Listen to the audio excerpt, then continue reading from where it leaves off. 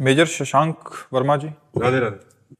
राधे राधे महाराज जी। महाराज जी, सबसे पहले आपको नमन की जीवन में जितना थोड़ा बहुत नाम जब चल रहा है, आपकी कृपा से मार्गदर्शन मिल रहा है। महाराज जी, मन कभी कभी विचलित सा हो जाता है कि अपने काम के चक्कर में अपनी धर्म पत्नी जो मां बनने वाली है, उनको कुछ महत्वपूर्ण समय पर उनका साथ अगर ना रह पाया तो पति और पिता के कर्तव्यों से पीछे ना रह जाऊं। हाँ, पर राष्ट्र का कर्तव्य आपके कंधे पर है।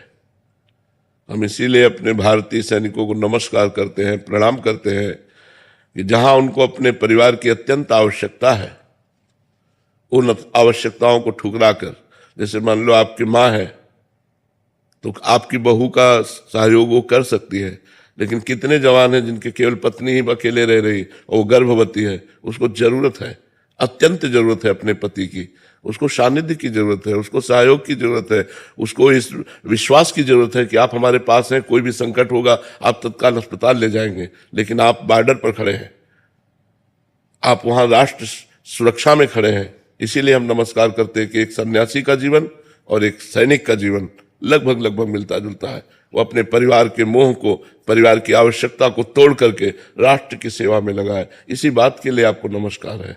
आप चिंता न करें, आप चिंता न करें। जब आप राष्ट्र सेवा में हैं तो जिनका राष्ट्र है वो भगवान आपके बच्चों को, आपकी पत्नी को, सबको सुरक्षित रखेंगे, वो उनका पालन पोषण करेंगे। जिन जंगल में पशु पक्षियों का कोई नहीं है तो कौन भरण पोषण करता है? भगवान ही तो करते हैं ना। आप चिंता ना कीजिए, आप निश्चिंत रहिए, भगवान ऐसी व्यवस्था कर देंगे कि अगल बगल के लोग सहयोग कर देंगे। आप राष्ट्र सेवा की अगर छुट्टी मिल जाए तो बहुत अच्छी बात है, अगर छुट्टी नहीं मिलती है तो आप दुखी मत होइए। आप राष्ट्र सेवा का भार अपने कांधों पर लिए हुए खड़े हैं, आप चिंता मत कीजिए। अगर आपको ऐसे ही गोली लगती है तो सीधे स्वर्ग जाओगे, और आधा कहकर पधारोगे तो भगवत धाम जाओगे। आपका अहित तो हो ही नहीं सकता, आप राष्ट्र सेवा में हैं। इसलिए आपको गर्व होना चाहिए कि हम सब कुछ त्याग करके अपने राष्ट्र सेवा में हैं। राष्ट्र सेवा में प्रधान हमारा धर्म राष्ट्र सेवा है और द्वितीय परिवार सेवा है। छुट्टी मिले तो भरपूर प्यार दीजिए अपने परिवार को, और जब दूर हैं तो मोबाइल आदि से उनको पुष्ट रखिए और अपने सेवा कार्य को देखते रहिए। क्योंकि हर आर्मी वाले के लिए बहुत बड़ी समस्या होती है। जो 1 महीने की छुट्टी में आता है, अपने परिवार में रच पचता है, अब वो जब जा रहा है तो उसका छोटा बच्चा अंगुली पकड़ के पूछ रहा है, पापा कब आओगे? अब पापा क्या उत्तर दें? पता नहीं आना होगा कि नहीं आना होगा। क्योंकि ऐसी राष्ट्र सेवा ये है कि बॉर्डर में खड़े हैं, कहीं भी तैनात है, कहीं भी किसी से भी मुठभेड़ है, आतंकवादियों से है, कभी कहीं भी कोई भी क्षण मृत्यु अपना ग्रास बना सकती है।